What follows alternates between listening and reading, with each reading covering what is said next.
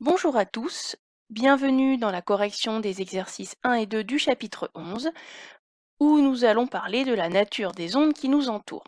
Commençons par l'exercice 1, où on va parler des ondes sonores.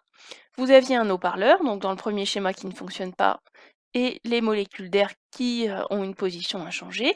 Ensuite, un haut-parleur qui fonctionne en continu, et on voit ici que la position des molécules d'air est variable.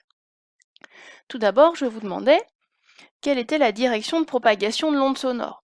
On voit ici que le haut-parleur est à gauche, et on voit bien que l'onde va se propager de la gauche vers la droite de manière horizontale. Donc l'onde se propage horizontalement de la gauche vers la droite. Ensuite, dans la question 2, je vous demandais le mouvement de chaque molécule d'air et d'en déduire la direction de la perturbation. Qu'est-ce qui va se passer? Les molécules d'air, elles vont vibrer autour de leur position d'équilibre horizontalement, gauche-droite, droite-gauche, gauche-droite, etc. et reprendre leur position une fois que la perturbation est passée.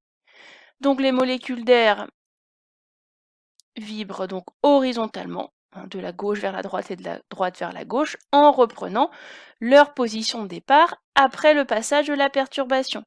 Donc, qu'est-ce que fait la perturbation? Sa direction est également horizontale. Maintenant, cette onde, est-ce qu'elle est transversale ou longitudinale? On voit ici que les deux directions sont parallèles. La direction de propagation de l'onde et la direction de la perturbation.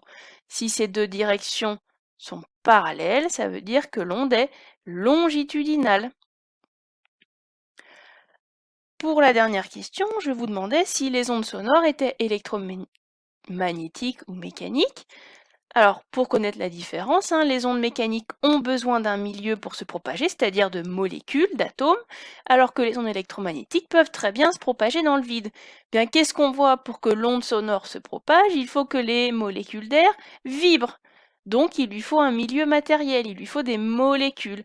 Donc, si le son a besoin d'un milieu matériel pour se propager, c'est donc une onde mécanique.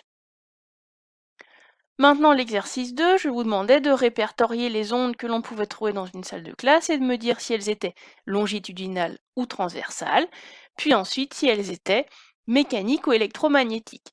Bien, la première onde qu'on pense dans une salle de classe, c'est l'onde sonore, soit la voix du professeur, d'un élève qui répond ou d'un élève qui bavarde.